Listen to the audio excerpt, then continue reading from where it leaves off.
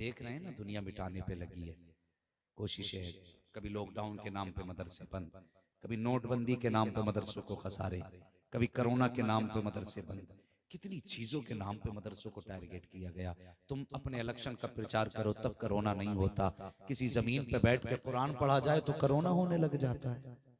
बात समझ में ही नहीं आती है हमारी। समझो इस चीज को।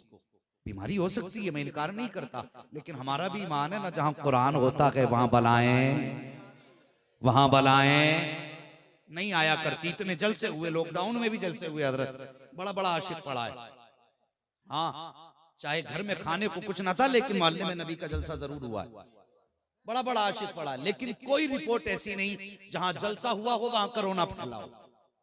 एक रिपोर्ट भी ऐसी नहीं जलसा हुआ हो और कोरोना हो गया हो, ये रिपोर्ट एक भी नहीं है। अल्लाह सलामत रखे अहले सुन्नत को। वह है ना, खुदा अहले सुन्नत को आबाद रखे, मोहम्मद का मीलाद होता रहेगा। हाँ, तो ये जलसे हुए और हर तरह से मदरसों को बंद करने की कोशिश है। अब जिम्मेदारी सुन्नियों की है कि वो अपने इदारों का तहफ्फुज करें। मेरी बात बहुत गौर से सुनना, कि वो अपने इदारे का तहफ्फुज करें, अपने कुरान की तालीम को और आगे बढ़ाया जाए। कोशिश ये करें कि मदरसों पे आंच ना आए। बड़ी तकलीफ हुई, लॉकडाउन हुआ, मदरसे वालों की तनख्वाहें 6-6 महीने की रह गई थी, 5-5 महीने तनख्वाह नहीं मिली। आप मुझे बताइए, आपकी तनख्वाह 20,000 है, अगर आप कहीं सैलरी पे काम कर रहे हैं तो अगर एक महीने तनख्वाह ना मिले तो आपके गुजारों में और आपके अखराजात में तंगी होने लग जाती है।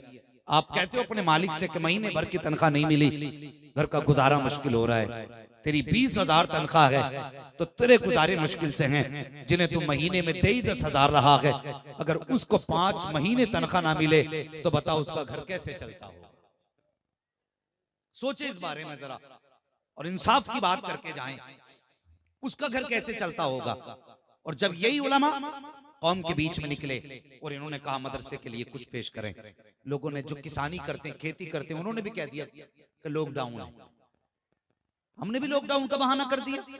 बिजनेसमैन के लिए लॉकडाउन था, सर्विसमैन के लिए लॉकडाउन था, मजदूरी करने वाले के लिए लॉकडाउन था, जमींदार के लिए कौन सा लॉकडाउन था। हमने कह दिया कि लॉकडाउन है, जरा दिल पे हाथ रख के बता, तू एक दाना खेत में डाल के आया था, रब चाहता तो उसे गला देता, वो चाहता तो उसे जला देता, लेकिन तू एक दाना खेत में डाल के आया, उसने हुक्म दे दिया जमीन इसे गलाना मत, मेरा बंदा डाल के गया है, इसे हिफाजत से सीने में संभाल के रखना। जमीन ने तेरे डाले हुए दाने को सीने में संभाल के रखा। 4 दिन के बाद जब तू गया तो अल्लाह ने उसी दाने को एक हरी पत्ती में तब्दील किया। जब वो पत्ती दाने से बाहर निकली, उसने भारी डेले को अपने ऊपर से हटाया। रब का कुदरत का करिश्मा देख, उस डेले को हटा करके उसने दरख्त को सीधा कर दिया। वो चाहता तो उसको वहीं पे सुखा सकता था, लेकिन तेरे लॉकडाउन की परवाह उसे क्यों होगी? इसलिए कि वो खालिक के कुल भी है, मालिक के कुल भी है, वो हर चीज का कादिर भी है। जो भी होता है उसकी मशीयत के बगैर नहीं होता है। तूने घर बैठे बैठे कह दिया कि मौलाना लॉकडाउन लगा हुआ है, कुछ मदरसे के लिए नहीं दिया जा सकता। मुझे बता तो सकी कि रब ने तेरी खेती को इसलिए सुखाया कि लॉकडाउन लगा हुआ था, या दानों को इसलिए गलाया कि लॉकडाउन लगा हुआ था। उसने जमीन से कहा संभाल के रखना, मेरा बंदा दाना डाल के गया है, उसने एक दाने को पौधा बनाया, पौधे से 7 पौधे निकाले, हर पौधे पर एक बाल लगाई, हर बाल पर 70 दाने लगाए। मुझे बता तो सकी उसकी कुदरत ने लॉकडाउन का कहां इजहार किया है? तू कहता है लॉकडाउन लगा है इसलिए मदरसों का ताउन नहीं किया जा सकता। ओ हया कर हया, वो तो ये कहता है मैं तुझसे तेरा नहीं मांग रहा हूँ, तुझसे तेरा हक नहीं, तुझसे मैं अपना मांग रहा हूँ। मैंने जमीन से दाना उगाया, तुझसे हक नहीं मांगा, मिट्टी को हटा करके पौधा बनाया, तुझसे हक नहीं मांगा, बारिश से पौधे को खिलाया, तुझसे हक नहीं मांगा, पौधे को धूप से सींचा, मैंने हक नहीं मांगा, चांदनी से खेती को सजाया, मैंने तुझसे हक नहीं मांगा, हवाओं से दरख्तों को हिलाया, तुझसे हक नहीं मांगा, दरख्त पे फल जमाया, तुझसे हक नहीं मांगा, बारिश से दरख्त खेतों को सजाया, तुझसे हक नहीं मांगा। जब खेती तैयार हो गई तुझसे सब नहीं मांग रहा हूँ, सिर्फ इतना दे जितना मेरा हक है। अगर उसके बाद भी तू घर में रख के कहे कि लॉकडाउन लगा है, तो याद रख वो अगर इस बार दे सकता है तो अगले बार तेरी चपड़ों से निकाल के ले भी सकता है।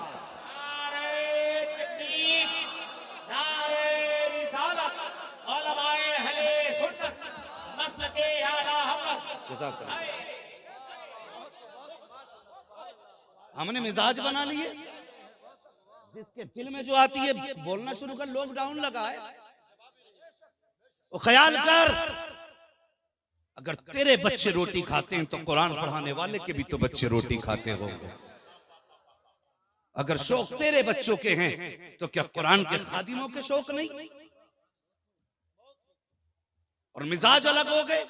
6-6 बार माइक से ऐलान हो रहा है, भाई 10-20 रुपए दे दो, 10-20 रुपए दे दो, लेकिन जेब में दबाए बैठे, कल को इसकी पुड़िया खानी है, बाहर निकल के सिगरेट पीनी है, जेब में दबा के बैठे। ओ भाई मुझे बता, इतने उलमा बैठे, इतनी बड़ी जमात बैठी है इल्म वालों की, इनमें से कोई ऐसा है जो तेरे दरवाजे पे अपने बच्चों के लिए भीख मांगने गया हो? इतने बड़े हजारों के मजमे में एक बंदा खड़े होकर मुझे बता दे कि हमने हजरत को देखा अपने दरवाजे पे खड़े हुए, उन्होंने कहा था 500 रुपए दो, मेरे बच्चे के जूते नहीं आए। है कोई इतने बड़े मजमे में? ये बता दे हमने किसी कुरान के खादिम को अपने लिए भीख मांगते देखा? साकिब इनकी हकीकत को तुम क्या जानोगे? और यार इनकी तरबियत मदरसे ने की है, किसी यूनिवर्सिटी और कॉलेज ने इनकी तरबियत नहीं की है। जिस दिन से हम मदरसे में कदम रखते हैं, हमारा मदरसा हमें सब्र सिखाता है। जिस दिन से हमने मदरसे में कदम रखा है, उस दिन से हमने अपनी खुशियों को पामाल करना सीखा है। जिस दिन से हमने मदरसे में कदम रखा है, अपनी खुशियों का गला घोंटना हमने सीखा है मदरसे से। इतनी आसानी से हम हाथ नहीं फैलाया करते। अल्लाह अकबर। तलबा की मदरसे की जिंदगी देखो, जिन्हें आम आदमी कहता है ये ज़कात खाने वाले जा रहे हैं, ये चंदा खाने वाले जा रहे हैं, तो इसकी शान नहीं जानता है। और कोई यूं ही कुरान का कारी नहीं बन जाता है, इतनी आसानी से कुरान सीने में नहीं उतर जाया करता है। पूछो इन पढ़ाने वालों से, ये बताएंगे कुरान कैसे पढ़ाया जाता है। पूछो मुफ्ती जाकिर साहब से, ये बताएंगे एक आयत सीने में कैसे उतारी जाती है। अल्लाह अकबर, कितनी मेहनत पड़ती है। पूछो उन माँ बाप से। मैं सलाम पेश करता हूँ जिन्होंने अपने बच्चों को कुरान के लिए वक्फ कर दिया,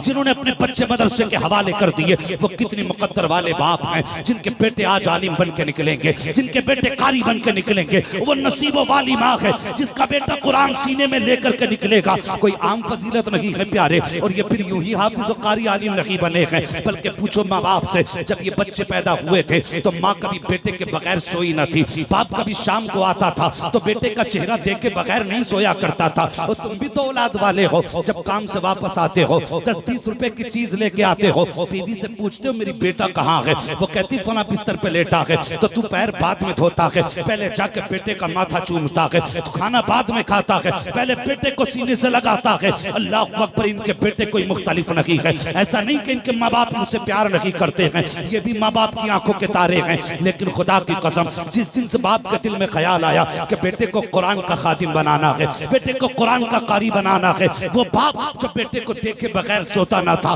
वो बाप जो बेटे को देखे बगैर खाना नहीं खाता था, जिस दिन से दिल में ख्याल आया है बेटे को कुरान का कारी बनाना है, आलिम दीन बनाना है, उसने बेटे की मोहब्बत को सीने में दफन कर लिया। और जो हसरतें रोज की थी उनका गला घोट दिया। और बेटे से कहा, बेटे तेरी जुदाई में बर्दाश्त करूंगा लेकिन तुझे कुरान पढ़ना पड़ेगा, तुझसे दूरी बर्दाश्त करूंगा लेकिन तुझे कुरान पढ़ना पड़ेगा। अल्लाह अकबर, यही बेटे हैं जो कुरान के लिए पढ़ने के लिए निकले हैं। मुझे बता तो सही, ऐसा कौन सा बेटा है जो 200 रुपए कमा करके बाप की खिदमत नहीं कर सकता? ऐसा कौन सा बेटा है जो 2000 रुपए कमाने के बाद बाप का हाथ नहीं बटा सकता? हर बेटा बाप के साथ काम में आ सकता है, लेकिन बाप ने अपनी थकन की परवाह न की, अपने काम की परवाह न की। उसने कहा, बेटे मजदूरी मैं करूंगा लेकिन तुझे कुरान पढ़ना है, मेहनत मैं करूंगा लेकिन तुझे कुरान पढ़ना है, लोगों के धक्के मैं खाऊंगा लेकिन तुझे कुरान पढ़ना है, लोगों की गालियां मैं सुनूंगा लेकिन तुझे कुरान पढ़ना है। अल्लाह अकबर, ये तो बाप का प्यार था साहिब। कभी माँ की मोहब्बत को भी देख लिया करो। और माँ तो वो होती है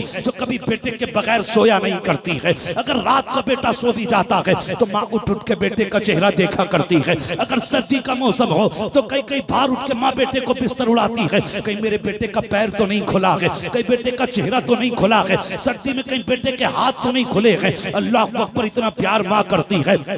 लेकिन जिस दिन से बेटे ने ख्वाहिश जाहिर की थी कि मुझे कुरान पढ़ना है, माँ ने अपनी ममता को संभाला, आंचल को माँ ने ममता के संभाला और बेटे को तैयार करके दरवाजे पे लाई है। जब बेटे अब तुझे खुदा की रहमतों के हवाले कर रही हो, मेरी बात बहुत गौर से सुनना प्यारे, बस गौर से सुनना कि इसलिए कि मैं खूने जिगर पेश कर रहा हूँ, अंदाजे बयां मेरा बहुत शौक नहीं है, शायद कि उतर जाए तेरे दिल में मेरी बात। जब माँ बच्चों को रुखसत करने आती है, पूछो इन कुरान पढ़ने वालों से, जब ये घर से चलते हैं तो इनको माँ की जुदाई रुलाती है कि नहीं रुलाती है? जब ये घर से चलते हैं तो इन्हें बाप की शफकतें याद आती हैं कि नहीं आती हैं? पूछो इन कुरान पढ़ने वालों से, जब इन्होंने घर छोड़ा था तो इन्हें बहन का प्यार याद आ रहा था कि नहीं आ रहा था? जब बेटे घर से चलते हैं तो माँ अपना हाथ बेटे के सर पे रख के कहती है, लख्ते जिगर नूरे नजर, तुझे खुदा की रहमतों के हवाले किया है। जब बहन भाई को रुखसत करती है तो कभी माथा सवार रही है, कभी भाई को टोपी पहना रही है, कभी भाई के जुल्फों में हाथ डाल रही है, कभी माथा चूम रही है। कहती बेट भाई मुझे फक्र होगा जिस दिन तू कुरान का कारी बन के आएगा, मुझे फक्र होगा जिस दिन तू आलिम दीन बन के आएगा, मैं नाज करूंगी मुकद्दर पे जिस दिन तू कुरान का कारी बन करके आएगा। इतनी हसरतों के साथ बहनों ने भाइयों को रुखसत किया। अल्लाह अकबर। जब ये भाई मदरसे में आए हैं, अब इनकी जिंदगी देखो, पहला दिन मदरसे के अंदर आए हैं। जब घर में रहा करते हैं बच्चे, अगर नमक तेज होता है तो कहते माँ नमक तेज है, अगर कम होता है माँ आज नमक कम है खाने में, माँ ने नमक दे दिया, बच्चे ने डाल लिया। अगर तेज है नमक का माँ ये नहीं खाया जा रहा है, माँ ने दूसरा खाना तैयार कर दिया। लेकिन जिस दिन से मदरसे में कदम रखा है, अगर नमक तेज है तब भी गर्दन झुका के खा रहे हैं, नमक कम है तब भी गर्दन झुका के खा रहे हैं। और यार अमीरों के बच्चे भी मदरसों में पढ़ते हैं। अगर गरीब तलबा की आप हालात जिंदगी देखें तो जब अमीर के बच्चे दुकानों पे जाकर शौक पूरे करते हैं तो मजदूर का बेटा भी खड़ा होता है, वो भी गर्दन अपने बगल में हाथ दबा के खड़ा रहता है। उसका भी जी चाहता है काश मैं भी ऐसे ही शौक पूरे करता, मेरे पास भी पैसा होता, मैं भी मनचा की चीज खाता। जब बच्चा बगल में हाथ दबा करके अपनी गुर्बत को याद करता है तब मशीयत का नकीब आवाज देता है, कहता बच्चे परेशान ना हो, आज अगर तू गुर्बत की दहलीज पे खड़ा है तो परेशान क्यों होता है? जिसने तुझे गरीब समझ के पीछे धकेल दिया है, दिल थोड़ा ना कर, कुरान सीने में बसा ले। एक दिन ऐसा आएगा तो मुसल्ले पे खड़ा होगा, ये कौम तेरे पीछे खड़ी होगी।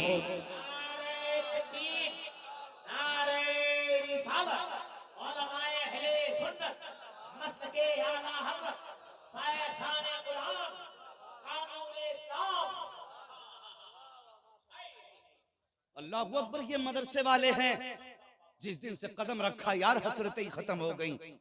हमने उस दिन छोड़ दिया था शौक होता क्या है। इनकी परवरिश मदरसों ने की है, और जिनको मदरसे पाला करते हैं फिर वो लाल कोई आम नहीं होते, वो आम बेटे नहीं होते। जिनकी जिंदगी मदरसों में गुजरा करती है उनके मुकद्दर भी अलग होते हैं और उनके कदम भी अलग होते हैं। ये याद रखना मेरी बात। अल्लाह अकबर। यही तलबा हैं मदरसे के अंदर तालीम हासिल करते हैं। एक बात बता दूं, बाहर के तलबा भी यहाँ पे तालीम हासिल करते होंगे, पढ़ते हैं कि नहीं पढ़ते हैं बाहर के बच्चे? बाहर बाहर दूर दूर के बच्चे। और नसीब वाले हो कि आपने कुरान वालों का अपनी बस्ती में इंतजाम कर रखा है, ये बड़े नसीब की बात है। सुने मेरी बात, अगर जिस बस्ती में कुरान पढ़ा जाता है, अगर जलजले भी आते हैं तो उस बस्ती के करीब से गुजर जाते, बस्ती में नुकसान नहीं पहुंचाया जाता। हाँ, ये कुरान की बरकत है। और आप तारीख पढ़िए, उन शहरों की आप तारीख देखिए जिन शहरों में इदारे नहीं है, मदरसे नहीं है। हालात ये, जब जलजले आए तो बस्ती की बस्तियां तबाह हो गई, बस्ती की बस्तियां तबाह हो गई। मुकद्दर वाले हैं आप लोग कि आपकी बस्ती में कुरान वाले रहते हैं। तो अक्सर पूछो इन उलमा से, मैंने जिस इदारे में तालीम हासिल की है उस इदारे में, जितने इदारों में गया हूं, कहीं चारपाई का इंतजाम नहीं था। कहां लेट रहे, कहां लेटते हैं पढ़ने वाले? बोले आप तो बोल सकते हैं ना, माशाल्लाह उर्दू समझते हैं। कहां लेटते हैं? सारे पढ़ने वाले जमीन पे लेटते हैं। लेकिन मुझे बताएं, ये जितने पढ़ने वाले लोग हैं ये जमीन पे लेटते हैं। अब मुदर्रिस से किसी भी उस्ताद से पूछिए आप कि साल भर में कितने बच्चों की पसलियां चली, कितने बच्चों को निमोनिया हुआ, कितने बच्चे ठंड की वजह से बीमार हुए। जहां पे 1000 बच्चे रहते हों या 100 बच्चे रहते हों, वहां 2-4 का बीमार होना तो मामूली बात है। लेकिन खुदा की कसम मदरसे में इतने भी बीमार नहीं हुए, मदरसे में इतने भी बीमार नहीं मिलते। सुने मेरी बात, मैं बड़े पते की बात कहने लगूं। मदरसे में इतने भी बोले बीमार, सारे बोले बीमार, इतने भी बीमार नहीं मिलते। अब घरों का जायजा लें। माँ ने चारपाई बिछाई, चारपाई पे बिस्तर बिछाया, उसके ऊपर से बेटे के ऊपर से कंबल डाला, और फिर भी रात में 3-3 बार उठ के चेक करती है, कहीं बेटे का हाथ तो नहीं खुला, कहीं बेटे का पैर तो नहीं खुला, कहीं बेटे का चेहरा तो नहीं खुला। इस सब के बावजूद भी अगर किसी दिन चेहरा खुला रह जाए तो जुकाम हो गया बच्चे को, पैर खुले रह गए तो ठंड लग गई, अगर बिस्तर की बजाय थोड़ी देर बच्चा नीचे लेट जाए तो कहते हैं पसलियों में दर्द हो रहा है, बच्चे को ठंड लगी है। यही डॉक्टरों की राय होती है। लेकिन मुझे बता तो सही, जिस दिन से इन्होंने मदरसे में कदम रखा है आज तक ये बिस्तर अच्छा नसीब नहीं हुआ। बिस्तर तो बड़ी बात, चारपाई तक नसीब नहीं हुई है, जमीन पे लेट रखे हैं। वही बिस्तर जो 5 साल पहले लेके आए थे आज भी वही मदरसे के अंदर मौजूद है। उसी बिस्तर पे लेट रहे हैं, उसी बिस्तर पे सो रहे हैं, उसी बिस्तर पे वक्त गुजर रहा है। लेकिन मदरसे वालों से पूछो कितने बच्चों को ठंड लगी है, कितने बच्चों की पसलियां चली हैं, तो ये बताएंगे कि बच्चे जैसे शाम से सोया करते उसी शाम से उठ भी जाया करते हैं। मुझे बता तो सही, अगर बच्चा एक दिन के लिए घर पे जमीन पे लेट जाए तो बच्चे को ठंड लग जाती है, आखिर वजह क्या है? पूरा साल गुजर गया जमीन पे लेटे लेटे, लेकिन मदरसे में ठंड नहीं लगी है। तो आओ उसका जवाब तुम्हें ये दुनिया के अक्लमंद क्या देंगे? अगर देगा तो कोई मुस्तफा का गुलाम देगा। सच ये है कि जब बच्चे घर पे लेटा करते हैं तो हिफाजत माँ बाप किया करते हैं, और जब मदरसे में लेटा करते हैं तो इनकी हिफाजत मदीने वाले रसूल पाक किया करते हैं। अल्लाह अकबर, ये मदरसे की बरकतें हैं, ये कुरान की बरकतें हैं। तो हमने कह दिया ज़कात खाने वाला जा रहा है, 10 रुपए दो, टाल दो, तू नहीं जानता कयामत का दिन होगा, अल्लाह हुक्म देगा फरिश्तों जाओ, जितने भी कुरान के कारी हैं लेकर के मेरी बारगाह में आओ। आज बंदा गाली देते नहीं थकता, इस चौराहे पे खड़ा चुगली, उस पे खड़ा हुआ गीबत, उस पे खड़ा हुआ बदी, वहां क्या हो रहा है आपको तो कुछ काम नहीं, खाली मूली में इलेक्शन लड़ा रहे हैं। खाली मूली में जहां 4 खड़े हुए किसकी बन गई भाई? कि नहीं नहीं वो उसकी नहीं बननी थी, अब क्या इसकी बननी थी?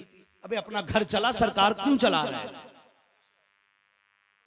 हाँ, जिनके अपने घर नहीं चलते वो सरकार चलाते। अनुमान के आईने लिए बैठे, उस पे इतने वोट आ रहे हैं, उसकी इतनी सीटें, अपने घर का अनुमान नहीं लग रहा है कि बेटी कहां है और बेटा कहां है। बदलो यार तरीके, जो जरूरी है वो करो ना। ये फजूल बातों में चौराहे पर बैठ करके वक्त गुजार दिए। एक बात याद रखना, जो ये सेकंड वाली सुई है ना, जितने झटके आगे बढ़ रही है ना, ये उम्र बढ़ नहीं रही है, उम्र घट रही है,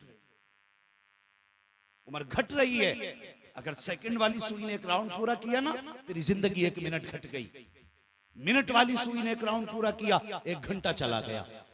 हाँ, अगर घंटे वाली सुई ने एक राउंड पूरा कर लिया ना, समझ ले आधा दिन या आधी रात चली गई है। एक दिन एक रात दोनों चले गए 24 घंटे में। ओ भाई, ये जिंदगी कम हो रही है, इस जिंदगी को काम में लगा लो, काम में लगाओ इस जिंदगी को, वरना इस जिंदगी का फायदा क्या है? इस जिंदगी का फायदा क्या है? और यार गुजरने तो गुजर ही जाएगी। गुजर उनकी भी जाती है जो जंगलों में पड़े रहते हैं, और गुजर उनकी भी जाती है जो मस्जिदों में पड़े रहते हैं। गुजरनी तो सभी की है। हाँ, और कुछ लोगों का मिजाज है सिर्फ यही कि देखा जाएगा, जो होगा देखा जाएगा, जो होगा देखा जाएगा। खाक देखेगा तू, क्या समझेगा तू? तेरे बस की क्या जो तू देख लेगा? किस अकड़ में बैठा है? अगर मदरसे वाले फोन कहें सेठ 1000 की रसीद थी, तो कहता आना दुकान पे, शर्म नहीं आती? इन्हें दुकान पे बुला रहा है, तेरी इतनी औकात हो गई, इनसे कहता आ जाना। खुदा की कसम, ये चले ना तो फरिश्ते पर बिछाया करते हैं। इनसे कहता आ जाना, तेरी इतनी हैसियत, इनको तू हुक्म दे आ जाना। किस बात का अकड़ है? दौलत है तुझ पे, अमीर है तू। अल्लाह की कसम, जब तू ये कहता ना आ जाना, तो उस वक्त खुदा की रहमत, खुदा का जो गजब है ना वो शबाब पे होता है। क्या आज तुझे दौलत के घमंड ने इतना मगरूर कर दिया? मेरे कुरान वालों से कहता आ जान, तुझे उस वक्त तक मौत नहीं दूंगा जब तक तुझे तेरी औकात ना दिखा दूंगा। और औकात दिखाता है रब कब? जिस होठ से कहता था ना तू कि आ जाना, जब मौत का वक्त आता आईसीयू में डाल के तेरी जबान पे ताला लगा है, आज तू अपने लिए पानी भी नहीं मांग सकता। कल कहता था आ जाना, इशारे करके कहा था यहां नहीं वहां चलो, जिससे तू उलमा को हकीर समझ के इशारे करता था, आज उस हाथ से तू अपना सद नहीं संभाल सकता। तब मशीयत का नकीब आवाज देता, जान अपनी औकात को, पहचान अपने आप को। तो जिस दौलत के नशे में टोकता था उलमा को, आज वो दौलत तेरे काम नहीं आ रही है। आज तेरे पास गाड़ी है, बंगला है, सब कुछ है, लेकिन आज तू अपने हाथ से अपना सद नहीं संभाल सकता। आज अपनी जबान से तू बोल नहीं सकता। कितनी आसानी से कह देते हो आ जाना दुकान पे। और नसीब का धनी है तू अगर मुस्तफा के मदरसे के लिए तुझे आवाज दी गई है। मुकद्दर वाला है तू अगर कुरान वालों के लिए तुझे चुना गया है। खुदा की कसम, ये आसानी से नौकरियां नहीं लगती, बल्कि ये फैसले मुकद्दर से हुआ करते हैं। मैं अक्सर कहता हूं, जिसे चाहा अपना बना लिया, जिसे चाहा दर पे बुला लिया। ये बड़े कर्म के हैं फैसले, ये बड़े नसीब की बात है। हाँ, बड़ी आसानी से ताने दे देते आ जाना। पता चलेगा बेटे जब मौत का फरिश्ता करीब आएगा तब औकात दिखाई जाती है।